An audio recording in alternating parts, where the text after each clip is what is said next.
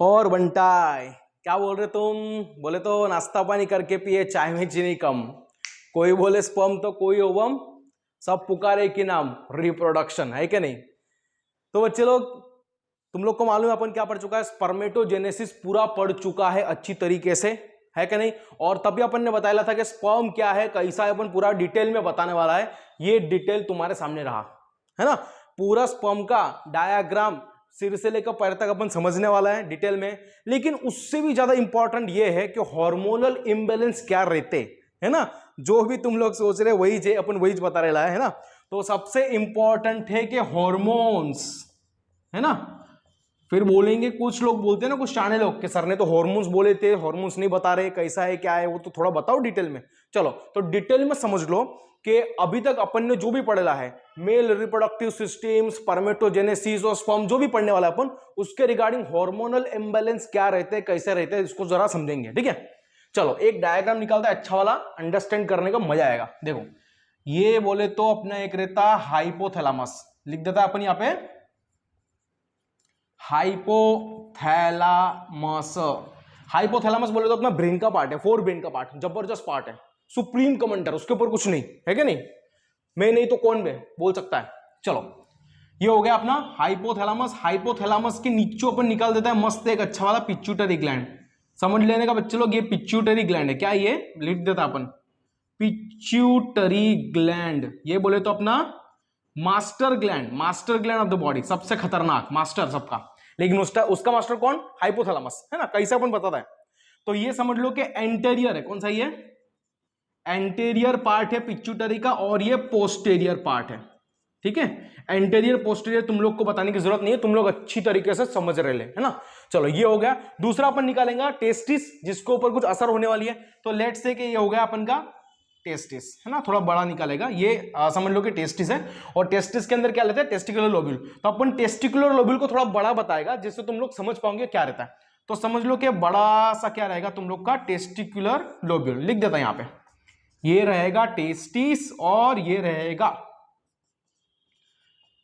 Testicular lobule, है कि नहीं? गांव और उसका इलाका हो गया। चलो, और टेस्टिकुलर लोब्यूल में क्या रहता है सब लोग को मालूम है, सब लोग अच्छी तरीके से जानते हैं। तो समझ लो कि टेस्टिकुलर लोब्यूल में अपन थोड़ा सेमिनिफरस ट्यूब्यूल बड़ा दिखाएगा इस तरीके से। तो ये तुम लोग को हो गया सेमिनिफेरस ट्यूब्यूल। अब कुछ लोग बोलेंगे सर वही वही वही, क्या बोर मार रहे तुम, है ना, वही बता रहे बच्चे लोग। आज वही नहीं है, कुछ नया है, अलग है, मजा आएगा, देखो जरा, है कि नहीं। और उसके बाद क्या लेते? उसके बाद अपने को पता है इंटरस्टिशियल स्पेस रहता, और इंटरस्टिशियल स्पेस में स्पेशल टाइप के सेल रहते, बोले तो इंटरस्टिशियल सेल, है कि नहीं? कौन से रहते हैं? लिख देता अपन, इंटरस्टिशियल सेल्स रहते हैं, जिसका दूसरा नाम क्या है? जरा याद करो याद करो याद करो, लेडिक सेल। क्या बोलते हैं उसको अपन? Leydig cell. तो ये रहता तुम लोग का लेडिक सेल, है ना। उसका दूसरा नाम ये हो गया लेडिक, अच्छे से याद रखने का, बहुत काम का है। चलो ये हो गया। अभी जो भी प्रोसेस चल रही है, बोले तो स्पर्मेटोजेनेसिस की जो भी प्रोसेस होने वाली, कहां पे होती है तुम लोग को पता चल गया? टेस्टिस में, टेस्टिकुलर लोब्यूल में, सेमिनिफेरस ट्यूब्यूल में, जर्म सेल में रहती है, बराबर है। और उसमें सर्टोली सेल हेल्प करता है, तो वो दोनों भी आने मांगते हैं, ठीक है। तो यहां पे अपन एक निकाल देता है, लेट्स से कि ये तुम लोग का सर्टोली सेल, अपन ने ब्लू कलर से दिखा दिया, क्या रहेगा ये आपका? सर्टोली सेल, ब्लू कलर से, है ना, ये से ध्यान में रखने का। और दूसरा अपन ने निकाल दिया जर्म सेल। जर्म सेल मतलब जर्मिनल इपिथेलियम, जहां से स्पर्म बनने वाला है, स्पर्मेटोजेनेसिस होने वाला है। ये हो गया तुम लोग का जर्म सेल। इतना आई थिंक तुम लोग को समझ में आ गया होगा, ठीक है। अब एक्टिविटी कैसे चलने वाली है, क्या होने वाला, ध्यान से देखने का, बहुत जबरदस्त मजा आने वाली है, ठीक है। अब समझ लो ऐसी कंडीशन आ गई, प्यूबर्टी एज आ गई, लड़का है उसकी प्यूबर्टी एज आ गई, बोले तो उसके अंदर क्या होने वाला है? स्पर्मेटोजेनेसिस होने वाला है।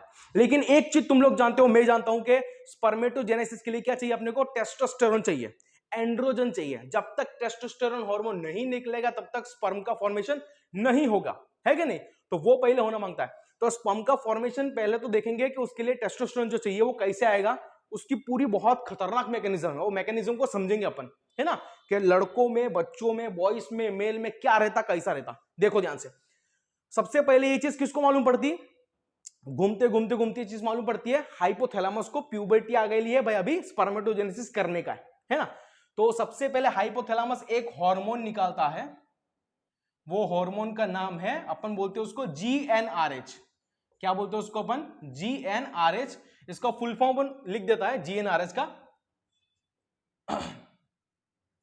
गोनेडोट्रोपिन, गोनेडोट्रोपिन रिलीजिंग हार्मोन, याद रखने का है ना, गोनेडोट्रोपिन रिलीजिंग हार्मोन। अब तुम लोग बोलोगे सर 11th में पढ़ चुके हैं, 22nd नंबर का लास्ट चैप्टर था, हार्मोन्स के पूरे नाम याद है, डिस्ट्रीब्यूशन याद है, सब लोग को याद नहीं रहते ना बच्चे लोग, तो लिखना पड़ता है ना, इतना माइंड में रखने का नहीं। तो गोनेडोट्रोपिन रिलीजिंग हार्मोन कहां से निकला? हाइपोथैलेमस से निकला। वो हार्मोन जैसा निकला कहां पे जाएगा, कहां पे अटैक करेगा? वो अटैक करेगा आपके anterior part of pituitary gland पे अटैक करेगा।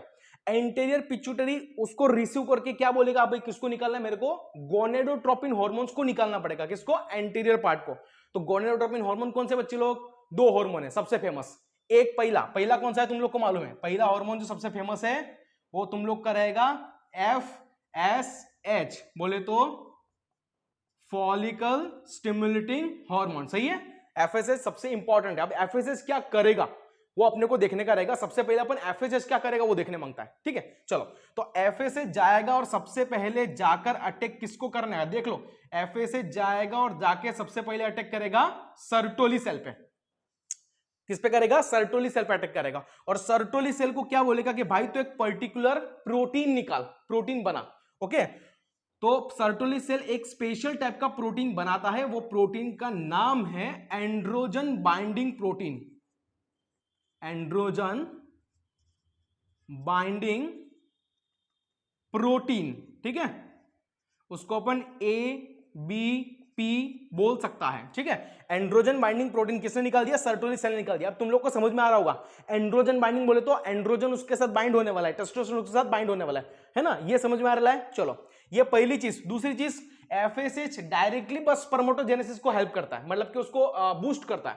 तो कहीं ना कहीं पे FSH डायरेक्टली किस पे अटैक करने वाला है? जर्म सेल पे भी अटैक करने वाला है, और जर्म सेल को बोलेगा कि भाई तू स्पर्मेटोजेनेसिस कर, मैं अपन खड़ा है पीछे, है ना। तो FSH दोनों पे एक्ट कर रहा, जर्म सेल पे भी और सर्टोली सेल पे भी एक्ट कर रहा, ठीक है। ये तुम लोग को समझ में आ रहा होगा। दूसरा हार्मोन जो यहां से निकलता है, स्पेशल हार्मोन, उसका नाम है LH, that is also gonadotropin hormone, जो एंटीरियर पिट्यूटरी से निकलता है। अपन ऐसा दिखा देता है FSH एंड LH। लेकिन मेल के अंदर अपन LH नहीं बोल सकते, ल्यूटिनाइजिंग हार्मोन नहीं बोल सकते। यहां पे अपन क्या बोलना पड़ेगा? यहां पे बोलना पड़ेगा ICSH। फिर से बोलेंगे अपन ICSH, बोले तो interstitial cell stimulating hormone, stimulating hormone, ये उसका पूरा नाम है। अब उसका नाम ही बता रहा है वो क्या करने वाला आगे जाके। इंटरस्टिशियल सेल स्टिमुलेटिंग हार्मोन, बोले तो इंटरस्टिशियल सेल को जाके क्या करेगा? स्टिमुलेट करेगा। अब ये पूरे के अंदर इंटरस्टिशियल सेल कहां पे दिख रहे हो तुम लोग को? देखो ये वाला लेडिक सेल। तो LH जाके क्या करेगा? बोले तो ICSH जाके क्या करेगा? वो डायरेक्टली अटैक करेगा आपके लेडिक सेल पे। और एक चीज सब लोग जानते हैं यार, है ना, पहले अपन बता चुका है कि लेडिक सेल या इंटरस्टिशियल सेल करते क्या? बोले तो वो प्रोडक्शन करते हैं किसका? टेस्टोस्टेरोन का, ठीक है ना। तो जैसे ICSH वहां पे आएगा, लेडिक सेल में, इंटरस्टिशियल सेल में क्या होगा? टेस्टोस्टेरोन का प्रोडक्शन बढ़ जाएगा। किसका प्रोडक्शन बढ़ जाएगा? टेस्टोस्टेरोन का प्रोडक्शन बढ़ जाएगा, जिसको अपन एंड्रोजन भी बोलते हैं, है क्या नहीं? Best non androgen. ये रहेगा तुम लोग का प्राइमरी मेल सेक्स हार्मोन। पढ़ेला है, चीकू चिंकी वाला कहानी याद कर लो, याद आ जाएगा, ठीक है। चलो, तो यहां से क्या होगा? यहां से अभी टेस्टोस्टेरोन रिलीज हुआ, टेस्टोस्टेरोन रिलीज होते होते होते होते कहां जाएगा तुम लोग का? सर्टोली सेल के पास जाएगा। देखो टेस्टोस्टेरोन कहां चला गया? सर्टोली सेल के पास चला गया। अब एक चीज समझने वाली है कि लेडिक सेल से टेस्टोस्टेरोन निकल के सर्टोली सेल के पास क्यों गया भाई? क्या क्या उसको जरूरत पड़ी वहां पे? जरा दिमाग लगाओ तुम्हारा। क्योंकि सर्टोली सेल ने क्या निकाला था यहां पे? एंड्रोजन बाइंडिंग प्रोटीन निकाला है क्या नहीं? तो ये टेस्टोस्टेरोन क्या करेगा? जाकर एंड्रोजन बाइंडिंग प्रोटीन के साथ क्या हो जाएगा? बाइंड हो जाएगा। मतलब लेट से कि ये टेस्टोस्टेरोन है और ये क्या हो गया?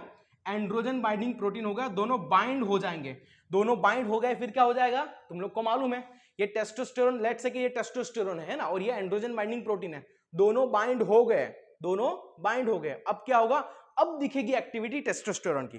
और टेस्टोस्टेरोन की एक्टिविटी तुम लोग जानते हो, टेस्टोस्टेरोन क्या करवाएगा?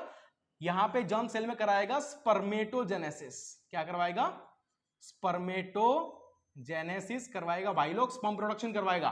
तो एक चीज समझ में आ रही है कि स्पर्मेटोजेनेसिस करने के लिए डायरेक्ट एफएसएच भी डायरेक्ट अटैक कर रहा है, पहली चीज।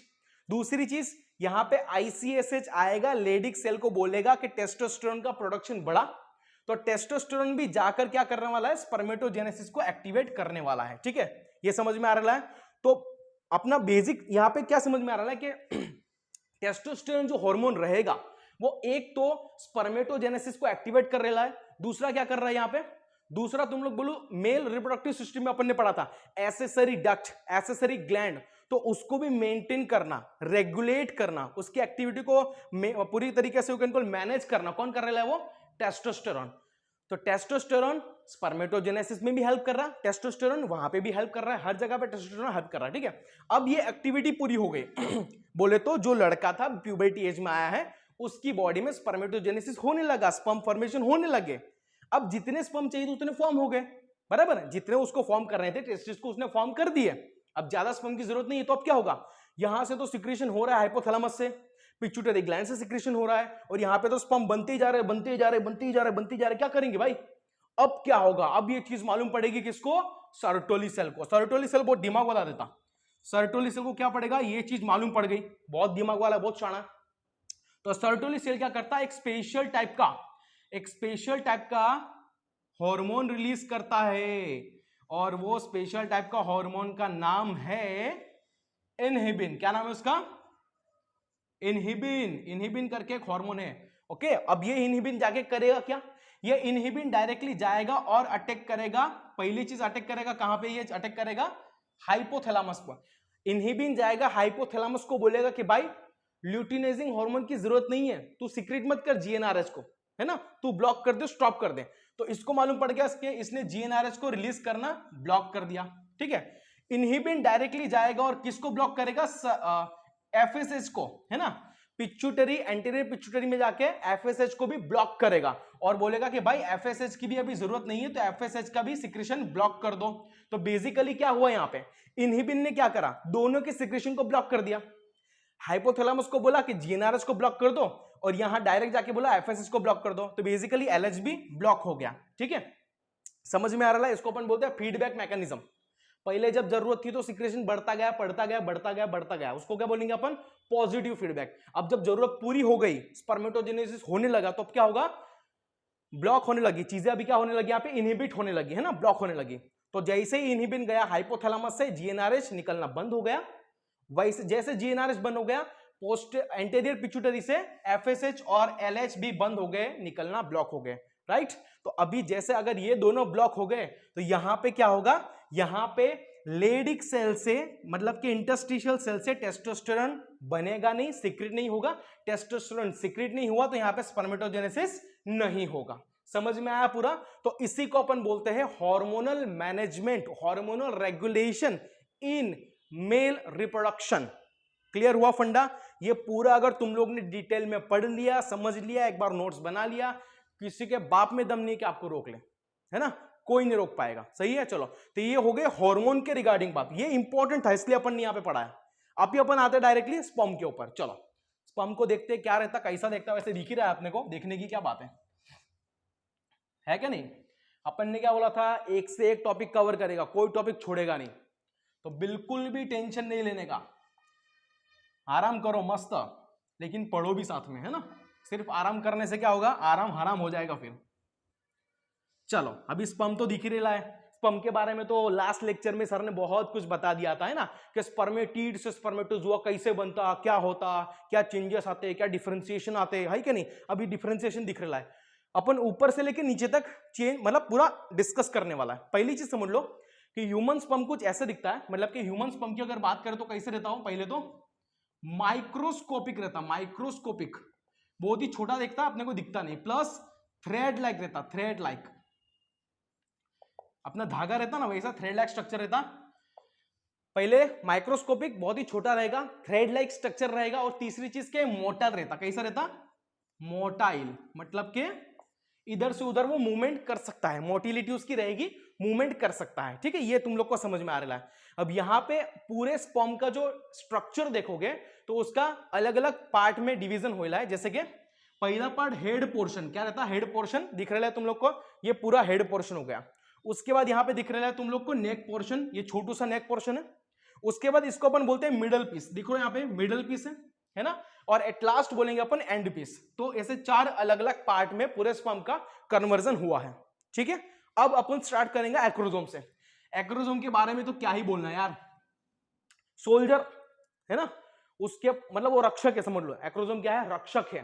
किसी ने भी वार किया कुछ किया तो एक्रोसोम खड़ा है। कैसे खड़ा, अपन ने पढ़ा था कि स्पर्मेटिड का गोल्गी बॉडी, स्पर्मेटिड की गोल्गी बॉडीज जो होती है वो खुद को मॉडिफाई करती है, डिफरेंशिएट करती है और क्या बनाती है, एक्रोसोमल ग्रेन्यूल्स बनाती है। और एक्रोसोमल ग्रेन्यूल्स के पास क्या रहता है, स्पेशल टाइप ऑफ एंजाइम्स, क्या रहते हैं, स्पेशल टाइप ऑफ एंजाइम्स रहते हैं। और ये कुछ सिंपल एंजाइम नहीं रहते भाई लोग, बहुत खतरनाक रहते हैं। ये एंजाइम कौन से रहते हैं, हाइड्रोलाइटिक, प्रोटियोलाइटिक। वो 2-3 का नाम बताओ तुम लोग को, एक रहेगा हाइलोरिनिडेज, न्यूरामिनिडेज, जोनालाइसिन एंजाइम, कोरोना पेनिट्रेटिंग एंजाइम, ऐसे बहुत सारे एंजाइम रहते हैं।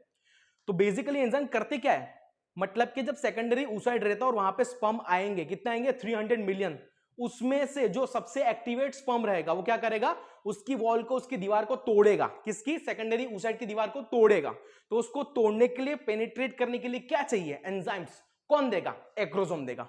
तो ये अपर एंटेरियर पोर्शन है हेड पार्ट का, किसका, स्पर्म का। ये समझ में आ रहा है। चलो दूसरा, यहां पे प्लाज्मा मेम्ब्रेन रहेगा, ठीक है। स्पर्मेटिड का प्लाज्मा मेम्ब्रेन कुछ इलोंगेट होके कुछ इस तरीके से देखेगा, आउटर मोस्ट जो कवरिंग रहेगी वो क्या रहेगा, प्लाज्मा मेम्ब्रेन। लेकिन प्लाज्मा मेम्ब्रेन पे स्पेशल टाइप का प्रोटीन होता है, अपन उसको बोलते हैं एंटी फर्टिलाइजिन, एंटी फर्टिलाइजिन बोलते हैं। और ये बहुत ज्यादा काम का भाई लोग, एंटी फर्टिलाइजिन प्रोटीन क्या करता, क्या काम में आता, अपन पूरा डिस्कशन करेंगे। लेकिन अभी के लिए समझ लो कि बहुत ज्यादा काम का है। अगर ये नहीं रहेगा तो कभी भी फर्टिलाइजेशन पॉसिबल नहीं है, ठीक है। ये स्पर्म सेकेंडरी oocyte के जाके एग्लूटिनेशन करेगा ही नहीं, चिपकेगा ही नहीं, स्टिक नहीं करेगा। तो ये काम में आएगा, कब आएगा, कैसा आएगा, अपन बताएगा, ठीक है। उसके बाद आएगा न्यूक्लियस, हेड पोर्शन में है ना, थोड़ा सा प्रॉक्सिमल पोर्शन जो रहेगा नीचे का, उसको मतलब लोअर पोर्शन है ना, उसमें क्या आएगा, न्यूक्लियस। उसमें जेनेटिक मटेरियल रहता है सच, सबसे इंपॉर्टेंट तो वही है भाई लोग। उसमें क्या रहेगा, उसमें रहेगा क्रोमोसोम, क्या रहेगा उसके अंदर, क्रोमोसोम रहता। अपन ने बोला था, देखो याद करो, जब डिफरेंशिएशन हुआ था, याद करो वो टाइम अपन ने जब लास्ट लेक्चर में बताया था, याद आ रहा कुछ, स्पर्मेटिड से जब स्पर्मेटोजुआ बनता है तो न्यूक्लियस कैसा होता है, सिकुड़ जाता है, छोटू सा हो जाता है, वहां पे बड़ा रहता है, यहाँ पे छोटू सा हो जाता है। क्यों, क्योंकि आरएनए और वाटर को लॉस कर रहा है वो। दूसरी चीज, यहाँ पे क्रोमोसोम का स्ट्रक्चर कैसा रहता, स्पिंडल शेप, कैसा रहता, स्पिंडल शेप रहता है, ये भी हमने डिस्कस किया था। और ये क्रोमोसोम में क्या रहते हैं, जेनेटिक मटेरियल जो काम में आने वाले हैं। और पूरा स्पर्म कैसा रहता है भाई लोग, पूरा स्पर्म रहता है हैप्लॉइड, याद रखने का, पूरा स्पर्म रहता है हैप्लॉइड, बोले तो सिंगल सेट ऑफ क्रोमोसोम। ये भी अपन ने डिस्कस किया था, है कि नहीं। चलो आगे आगे बढ़ेंगे, ये पूरा हो गया, ओके। यहां पे उसके बाद प्रॉक्सिमल सेंट्रियोल और डिस्टल सेंट्रियोल है ना, वहां पे स्पर्मेटिड में दोनों सेंट्रियोल पास पास में थे, लेकिन यहां पे दोनों सेंट्रियोल अलग अलग पोल पे चले गए और 2 अलग अलग पोर्शन में डिवाइड हो गए, प्रॉक्सिमल और डिस्टल सेंट्रियोल। प्रॉक्सिमल सेंट्रियोल क्या होता है, ऐसा वो रहता है, कुछ करता नहीं है। लेकिन जब फर्टिलाइजेशन हो जाता है और जाइगोट बन जाता है, डिप्लॉइड जाइगोट बन जाएगा, अपन बोले बताएगा कैसे रहेगा। तो first zygotic cleavage, first zygotic cleavage में, क्लीवेज बोले तो समवट माइटोसिस रहेगा वो। तो फर्स्ट जाइगोटिक क्लीवेज में, माइटोसिस में क्या होता है, spindle fibre formation. Spindle fibre बनाने का काम कौन करता है, प्रॉक्सिमल सेंट्रियोल करता है। याद रखने का, बहुत ज्यादा काम का है, नीट में कई बार पूछे जाएगा, है ना, बहुत काम का भाई लोग। दूसरा, डिस्टल सेंट्रियोल एक स्पेशल प्रोसेस बनाता है, उसको अपन देख रहे हैं यहाँ पे, इसको अपन क्या बोल रहे हैं, एक्सियल फिलामेंट। और एक्सियल फिलामेंट क्या कर रहा है, डिस्टल सेंट्रियोल बना रहा है, एक पूरी लाइन एक्सियल फिलामेंट बनाता है, जो एक बैकबोन क्या देता है, बैकबोन प्रोवाइड करता है, उसके स्ट्रक्चर को, स्पर्म के स्ट्रक्चर को क्या करता है, मेंटेन करता है। और उसको एक, जैसे हमारी बॉडी में स्केलेटन रहता है ना, हड्डियां रहती, वैसे उसको एक बैकबोन प्रोवाइड करता है कि वो बेचारा टूट ना जाए, फ्लेक्सिबिलिटी उसकी थोड़ी सी अच्छी रहे, स्ट्रेंथ रहे, रिजिडिटी रहे, है कि नहीं, वो सब चीजें प्रोवाइड कर रहा है ना। ये समझ में आ रहा है तुम लोग को। चलो उसके बाद चलेंगे अपन माइटोकॉन्ड्रिया, सबसे जबरदस्त। माइटोकॉन्ड्रिया के बारे में तो क्या ही बताना, तुम लोग जानते हो कि अपन ने जब लास्ट लेक्चर में पढ़ा था, माइटोकॉन्ड्रिया जो वहां पे कॉम्पैक्ट फॉर्म में रहता है, यहां पे कैसा रहता, एक फाइबर फॉर्म में आ जाता है और कॉइल्ड फॉर्म में रहता है ना। देखो यहाँ पे मिडल पीस में माइटोकॉन्ड्रिया दिख रहा है तुम लोग को, ऐसा स्पाइरल जैसे शेप में इस तरीके से वो लग गया है, ठीक है। और ये क्या करेगा, ये एनर्जी प्रोवाइड करेगा। एनर्जी क्या करेगा भाई लोग, प्रोवाइड करेगा। किसको प्रोवाइड करेगा बोले तो स्पर्म को प्रोवाइड करेगा उसकी मोटिलिटी के लिए। मोटिलिटी बोल लो या फिर मोटाइल एक्टिविटी बोलो, मतलब उसको आगे बढ़ने के लिए, उसकी मूवमेंट जो होती है ना फीमेल जेनेटल ट्रैक्ट में, उसके लिए उसको एनर्जी प्रोवाइड करेगा कि भाई तू आगे बढ़, मैं हूं एनर्जी देने के लिए। अपन बैठा यहां पे, कौन बोलेगा ऐसा, माइटोकॉन्ड्रिया, बिकॉज तुम लोग जानते भाई mitochondria is the power house of cell, तो वो ऐसा करता, ठीक है ना। तो एनर्जी प्रोवाइड कर ली। अपन देखो थोड़ा स्पर्म का बात बता दें। स्पर्म जो रहता ना उसका थोड़ा साइज बदल देता है। कई बार बच्चों को कंफ्यूजन होता है कि साइज सर क्या रहता है उसका। तो स्पर्म का साइज बेसिकली अपन बोलेगा ऑल ओवर पकड़ के 50 टू 55 माइक्रोमीटर जितना उसका साइज रहेगा पूरे स्पर्म का। उसमें से अगर मैं पूरा डिवाइड कर लूं हेड पीस को, मिडल पीस को और टेल को, तो हेड पीस जो रहेगा उसका हेड पोर्शन नॉर्मली बहुत बड़ा नहीं रहता, 3 टू 5 माइक्रोमीटर जितना उसका लेंथ रहेगा, ज्यादा बड़ा नहीं रहेगा। उसके बाद अगर मिडल पीस की बात करें तो मिडल पीस भी ज्यादा बड़ा नहीं रहेगा, स्पेशली वो 7 टू 8 माइक्रोमीटर रहेगा। लेकिन उसकी टेल जो रहेगी, टेल पीछे वाली टेल जो दिख रही है सबसे आखिरी में, बहुत जबरदस्त है, सबसे बड़ी रहती है। हेड पूरा पोर्शन बॉडी इतना है तो टेल इतनी बड़ी रहेगी। उसका नॉर्मली कितना रहेगा, एंड पीस लिख देता अपन ना, एंड पीस। तो एंड पीस जो है जहां पे टेल है वो कितना रहेगा, सॉरी 50 नहीं 40 टू 45 माइक्रोमीटर रहेगा, ठीक है। तो ये पूरी किसकी हो गई, ये एक साइज हो गई। किसकी साइज हो गई बोले तो स्पर्म की साइज हो गई, ठीक है। कुछ अप्रोक्सीमेट रहेगी, अलग अलग रहेगी, वो human to human, species to species vary करेगी, है कि नहीं। पर्सन कैसा है, जेनेटिक मटेरियल कैसा है, उसका रहन सहन कैसा है, कौन से कम्युनिटी को बिलोंग कर रहा है, ये वगैरह वगैरह चीजें चलेगी। लेकिन ये एक ओवरऑल अपन ने दिखा दिया कि कुछ ऐसा उसका लेंथ होता है, किसका बोले तो स्पर्म का। अब लास्ट चलेंगे और एंड पीस को देखेंगे। एंड पीस में रहती है टेल। टेल बोले तो सबसे बड़ी अपन ने देख लिया। और टेल सबसे इंपॉर्टेंट क्या करती है, फ्लैजलर मूवमेंट। फ्लैजलर मूवमेंट करेगी भाई लोग। अगर टेल नहीं तो कुछ नहीं याद रखने का, है ना। माइटोकॉन्ड्रिया ने एनर्जी दे दी, सब कुछ दे दिया, अगर टेल नहीं है तो कुछ नहीं होगा। क्योंकि टेल क्या कर रही है, फ्लैजलर मूवमेंट कर रही है। जब फीमेल जेनेटल ट्रैक्ट में स्पर्म जाएगा तो वहां पे इस तरीके से फ्लैजलर मूवमेंट से स्पर्म को आगे बढ़ाने का काम किसका है, टेल का है। क्योंकि टेल के अंदर क्या है, एक्सियल फिलामेंट भी है। देखो यहाँ पे थोड़ा सा नेक्ड फॉर्म में एक्सियल फिलामेंट भी तुम लोग को दिख रहा है, ठीक है। तो ये ओवरऑल अपन ने स्ट्रक्चर बता दिया स्पर्म का। अपन आशा रखता है कि पूरा का पूरा स्ट्रक्चर तुम लोग को अच्छे से समझ में आ गया होगा। One by one upon videos लेकर आएगा, कंटेंट टू कंटेंट कवर करेगा और इसी तरीके से बताएगा वीडियो लोग, है ना। तो बिल्कुल टेंशन नहीं लेने का, वीडियो अपने देखते रहने का, नोट्स बनाते रहने का और मस्त रहने का, है क्या नहीं, और प्यूबर्टी को एंजॉय करने का। क्लियर। चलो तो अपन मिलता है, तब तक के लिए जय हिंद।